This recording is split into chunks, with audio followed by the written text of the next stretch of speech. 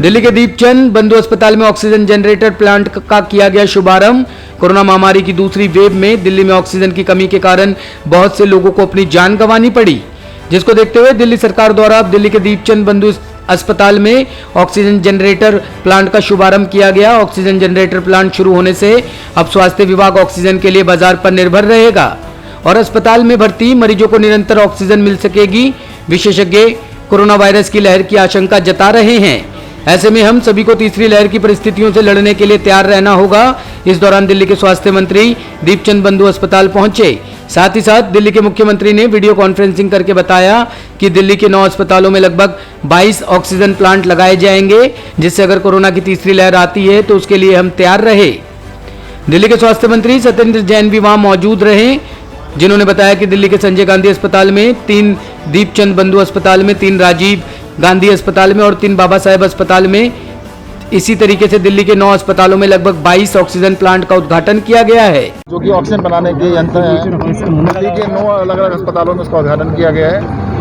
जो इनॉग्रेशन किया गया है, संजय गांधी हॉस्पिटल में 3, राजीव गांधी हॉस्पिटल में 3, दीपचंद बंधु हॉस्पिटल में 3, बाबा साहेब अम्बेडकर हॉस्पिटल में 3, गुरु तेग बहादुर हॉस्पिटल में 4, निरंकारी हॉस्पिटल में 2, बुराड़ी हॉस्पिटल में 1, ILBS में 2 और मदन मोहन मालवीय में 1। 22 हमने आज मुख्यमंत्री जी के द्वारा उद्घाटन किया गया है और इनकी कंबाइंड जो कैपेसिटी है वो 9500 LPM है, जिसका मतलब आप मान सकते हैं कि लगभग 1000 बिस्तरों के लिए, बेड्स के लिए ऑक्सीजन हॉस्पिटल के अंदर ही बनाई जाएगी। जैन साहब, आम दिनों में कितनी ज़रूरत होती है दिल्ली को और अब इससे कितनी ज़रूरत पूरी होगी? देखिएगा, आम दिनों में जो ज़रूरत होती है वो दिल्ली के सरकार के हॉस्पिटल में 30 से 40 टन जरूरत होती है, यानी कि जो आज किया गया है लगभग 19 टन है।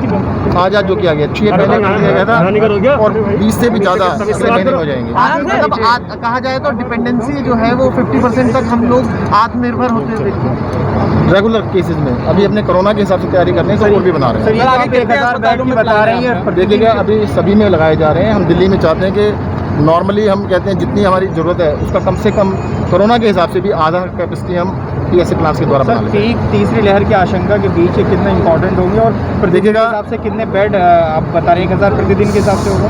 1000 प्रतिदिन। अच्छा। 1000 बेड प्रतिदिन के हिसाब से आज वाले जो प्लांट्स हैं उनसे हो सकता है। जो पहले हम उद्घाटन कर चुके हैं उसके अंदर 500 बेड वो भी थे, 1500 के करीब बेड का रोजाना ऑक्सीजन यहीं पर बन सकती है। अच्छा सर, अनलॉक का आगे क्या प्रोसेस रहेगा? ऑड इवन क्या आगे क्या होगा? क्या अभी तो काफ़ी कुछ अनलॉक हो ही चुका है, रियायत मिलेगी? अभी काफ़ी हद तक अनलॉक हो चुका है। राजेश गुप्ता जी का बहुत आभार प्रकट करते हैं। ये शुरू से हमसे कंधा से कंधा मिलाकर इस हॉस्पिटल के डेवलपमेंट में इनका बहुत योगदान रहा है। सो ये token of appreciation sir Deepchand Bandhu की तरफ से आपके लिए।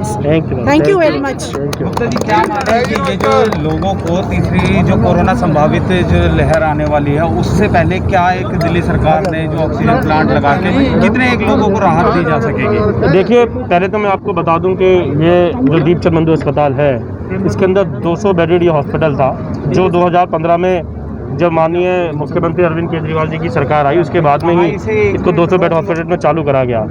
इसमें emergency, labour room, ICU, ventilator सब ये 2015 के बाद ही चालू करे गए, इसमें पहले नहीं थे। और मैं पूरे स्टाफ का, पूरे डॉक्टर्स का, जितना पैरामेडिकल्स है हमारे और हमारी स्पेशली हमारी MS मैडम का बहुत धन्यवाद करता हूँ, क्योंकि एक बार भी ऐसा नहीं हुआ कि यहाँ पर ऑक्सीजन खत्म हुई इस कोरोना के काल में, जबकि 200 बेडेड हॉस्पिटल था। 250 लोगों को, 250 लोगों को हमने चाहे चेयर पे बैठाकर उनको ऑक्सीजन दी और हमने दी और हमारे पास में ऐसी कोई प्रॉब्लम नहीं आ पाई। लेकिन फिर भी जैसा आपने कहा कि तीसरी लहर को देखते हुए भगवान न करे ऐसी आए, तो उसके लिए आपने देखा कि हमने ये 3 जो आज बड़े प्लांट्स लगाए हैं, जो 400 की एक की कैपेसिटी यानी 1200 की जो उनकी कैपेसिटी है। और मुझे लगता है कि वैसे तो ये लहर आएगी नहीं, मेरी भगवान से प्रार्थना है ऐसी, लेकिन अगर कुछ ऐसा होता है तो हम पूरी तरह तैयार हैं। जो ये तीसरी लहर है संभावित मानी जा रही है, बना हुआ होता है, तो क्या माने जैसे पहले अस्पतालों में यहाँ पर त्राही मची, दूसरी लहर में मौत का मंजर देखा दिल्ली वासियों ने, क्या वो उससे राहत दिला पाएगी दिल्ली सरकार? क्या तैयार है दिल्ली सरकार इन सब? देखिए, हम सभी जानते हैं कि कोरोना तो पूरे दुनिया में ही रहा और हिंदुस्तान में हर जगह रहा। अभी भी बहुत सारे स्टेट्स में बहुत सारे केसेस हैं, लेकिन दिल्ली वासियों में, जिसमें मीडिया का भी, आप लोगों का भी बड़ा साथ रहा, लोगों का साथ रहा, डॉक्टर्स ने जो अपनी जान की बाजी लगा के काम को करा, हमारे NOs, हमारे सफाई कर्मचारी सब ने मिलकर और पूरी दिल्ली ने मिलकर केसेस को आज देखिए कितने कम पे लेके आ गए हैं। मेरा मानना है कि पहली बार तो शायद आएगी नहीं और हम वैक्सीनेशन ड्राइव पूरी तेज़ी से कर रहे हैं ताकि अगर हो भी तो इतनी सीवियर ना हो, लेकिन अगर फिर भी होती है तो हम पूरी तरह तैयार है। वो आपने देखा ही किस तरीके से हम तैयारी कर रहे हैं। टॉप स्टोरी ब्यूरो के लिए दिल्ली से रवि डालमिया की रिपोर्ट।